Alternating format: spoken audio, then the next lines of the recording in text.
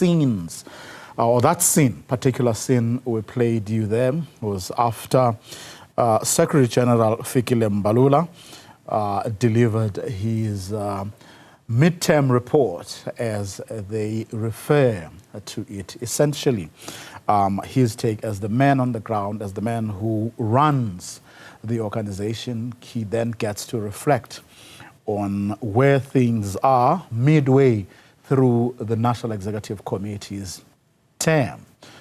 Let's talk more about this particular meeting, NGC, with research fellow at the University of the Free State, and that's Dr. Harlan Cloete. Dr. Cloete, very good afternoon to you. Thanks very much for your time. That particular scene was, as I said, after Fikile Mbalula delivered his midterm report. His speech took about 2.5 hours. And I'm starting there because he said prior, in fact, the day on Sunday, he said that there were not going to be any discussions there about succession, right? Now, when delegates break into song in the manner that those delegates did last night after his speech, and especially given the fact that he is one of the people being touted as successors to Cyril Ramaphosa. That moment particularly caught my attention. I don't know if I'm reading way too much into it. Good afternoon, Vuyo. Good afternoon to the viewers. I'm not quite sure. I couldn't hear what they were singing, but I am concerned that if you say that he spoke for almost 2.5 hours, the normal, being a former high school teacher, they say that your attention span is about between 8 to 15 minutes, and then you wander off. So if a person speaks for 2 hours, whether he captures or whether the delegates are actually actively listening or busy on their phones, that is another case. But maybe in fact, some were sleeping, and then people started having their own conversations. In fact, at some point, Fikile Mbalula then said, if you're really keen to leave this place tonight still, you better listen to me and stop having your own meetings. Yeah. No, like I said, your attention span, and with all the distractions around us, it's been 8 to 10 minutes. But I think it's an important, because it's a midterm review, I think it's an important report. Maybe should have given the delegates an executive summary and then said, if you want to read further, go check on our website or wherever. But it is an important historical document to say this is where we are. We're in the middle. It's 2025. In 2 years' time, we will be having an elective conference. What have we done wrong? Where are we doing right? Because the one thing, the ANC does not find itself in the same place that it found itself in 2022. So from an historic perspective and from an organizational perspective, I think it is an important analytical document to say, where are we at this moment in time? By the way, the 2-hour speech was in fact an executive summary, in the sense that he condensed into a few tens of pages what was apparently, or what was in fact more than 200 pages. So it is in a sense an executive summary. A historical document, you're saying it is, Dr. Cloete, and it should be. But one didn't get a sense that the ANC has in fact reflected on the events that have happened since last year's election. And the reason I'm saying that is because if you read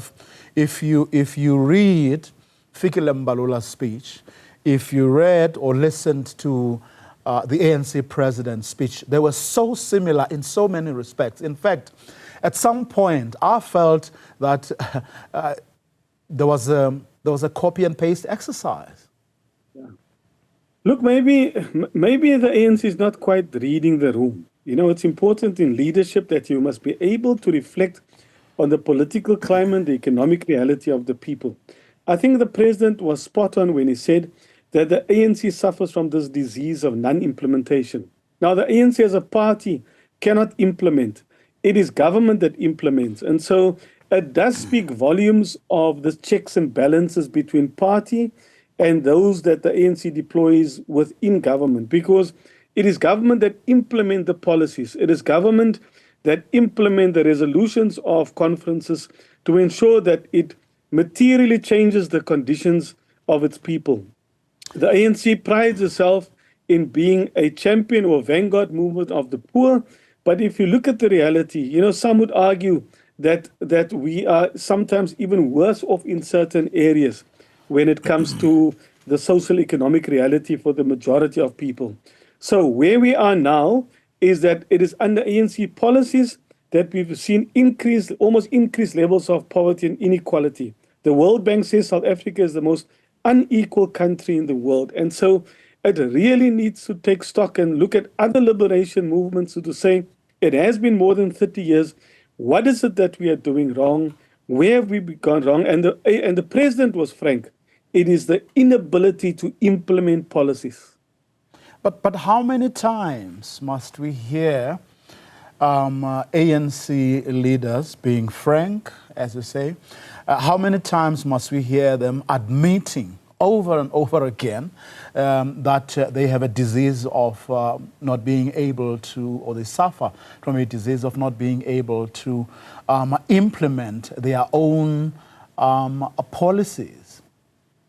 I think the ANC is putting itself on the operating table and says that this is where we have failed. I think many instances people know what is the problem. They don't know how to get out of it, and so the voters, certainly, the electorate have spoken so clearly and so loudly. Unless the ANC changes its behavior. Now, governance is all about behavior. It's about accountability. It's about leadership. It's about ethical conduct. Unless the ANC changes its behavior, the brand is in trouble because it says one thing, but it does something completely different. And I think what we've seen, and I think next year with local government elections, we will see that pattern continuing with the ANC declining in support because it says all the right things. It has failed. It's struggling to implement even its own party resolutions. And that has created almost like a distrust between the ANC and society, and also with the ANC internally, where we've seen the rise of factions, and the party is almost destroying itself in front of our very eyes. I'm wondering, when part of the reason we started with that singing and that part, because whether the National Executive Committee of the ANC, which is the highest decision-making body between conferences, likes it or not, and whether in terms of the ANC's own constitution, this NGC is not about succession, that should be put in abeyance, and so on and so forth. The fact of the matter is that President Cyril Ramaphosa doesn't have a lot of time in his hands. And in the time that he has been able, or since taking over from Jacob Zuma, he hasn't really put the kind of stamp. He hasn't done the sort of things that many people felt he would be able to do. I remember, if you cast your mind back to what people like Gwede Mantashe, the national chairperson of the ANC, had to say when Cyril Ramaphosa was elected, it was that he's got money, he's got nothing to worry about, so he can't be corrupt. In other words, there was people like him held the view that if there was one person in the ANC who was going to change the fortunes of that party, and by extension, the fortunes of many South Africans who remain poor, who are unemployed, in the most unequal society or country in the world, it was Cyril Ramaphosa. But we haven't really seen much, if any, of that. Yeah, I think what Kgalema Motlanthe, the former Secretary General, put it so wisely a couple of years back. He said the problem of the ANC is that you become a member of a member. And so the president has found himself in a very difficult space where he have to satisfy different factions within the party, different constituencies. And I think the reality of politics dawned on him that the ANC is this big collective with various constituencies, with various interests, and there are no permanent friends and no permanent enemies amongst the comrades. And I think that reality has dawned. I think part of his legacy probably, and he was the one who said that when it comes to corruption, ANC is accused number one in the dock. He said that at the Zondo Commission. So I think he must be credited for these commissions, the Matlanga Commission and these commissions, because at least it has given South Africans some sort of an insight into how deep the rot is. And I think that has come at the expense of the ANC itself, because you are airing your dirty linen in public. And so I think the ANC has been very frank, and the president has been very frank about the implementation problems and the challenges facing the party. He has not come up with a plan about how to get us out of it, because although these commissions have been appointed, we have not seen enough prosecutions. We have not seen enough high-profile people implicated in these commissions in orange overalls. And I think that is what South Africans want. I think the president has been to the rock and a hard place in terms of implementing what he desires, because you are at the mercy also of the factions that you have to satisfy within your party, who probably remind you every so now and then, listen here, it's because of me that you are occupying that seat, and so you have to keep me happy as well. And so that's why we've got this bloated cabinet as well, because the president has to satisfy these different constituencies.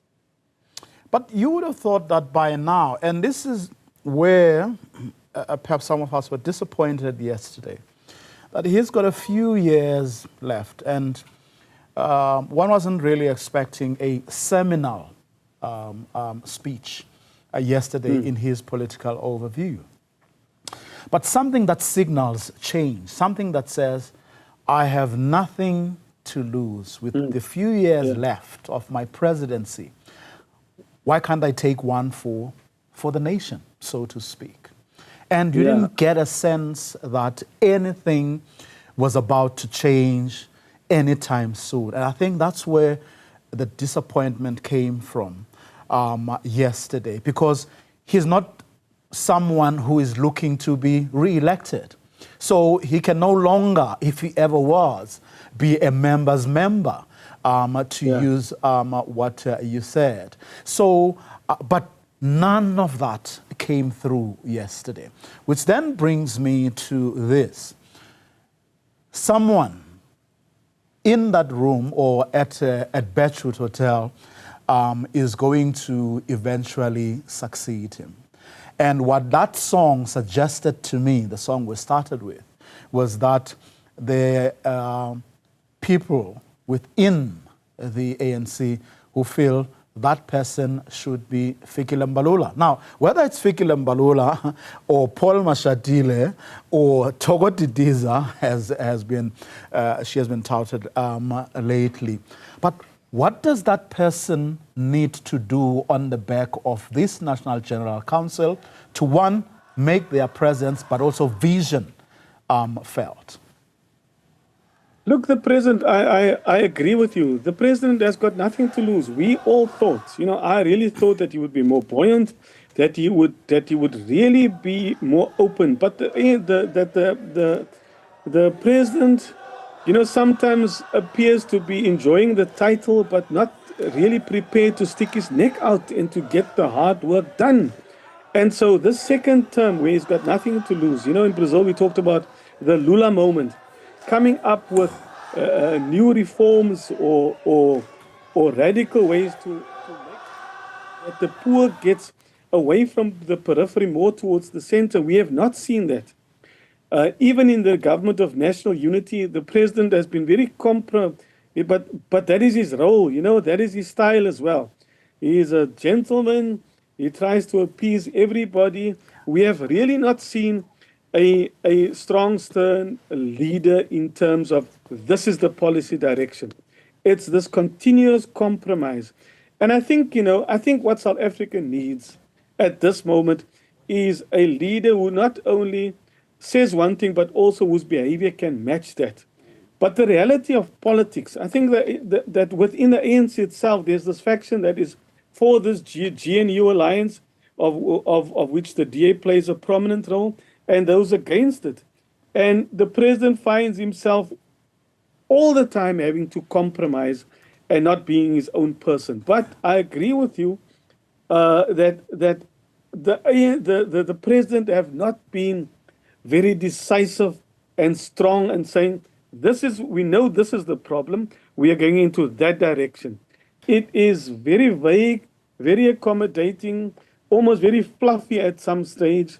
And the ANC is firmly now, I believe, in election mode as the factions will now start positioning itself over the next 2 years about who will take over.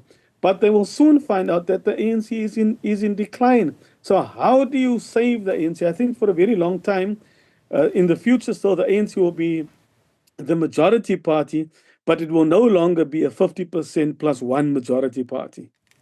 But does the ANC, as it stands, have that person who can do what Cyril Ramaphosa has not been able to do, especially given some of the names that have been bandied about?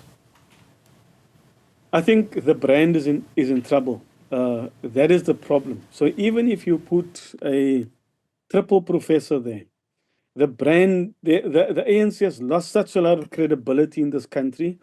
It has almost become synonymous with corruption. If you look at it, if you look at the brand, and so if you want to work on the brand, you have to change the behavior, and to regain trust of people. Once trust is broken and trust is gone, it's incredibly difficult to regain trust. And I think that there are those elements within or the faction within the ANC that says, yes, we will no longer enjoy 50% plus one, but we can count on the EFF and the MK party to help us get over the line. I think there's a very strong lobby for that. And then there's those probably more moderate conservative to say, okay, we favor a more middle market-friendly relationship with the DA and that sphere. So it's not the end of the ANC for sure. But I think whoever is positioning itself will have to go into a compromise because it no longer enjoys a 50% plus one. The ANC is also struggling within this GNU to assert its authority. It still behaves in many aspects. It's almost like it lives in denial. It behaves as if it is still the majority party. And so what we need in this country is a pragmatic approach to address the very pressing structural problems of inequality and poverty, and to make sure that we lift more people out of poverty. And the first line of defense, Vuya, for me there is local government. How do we get local government to work so that this country works?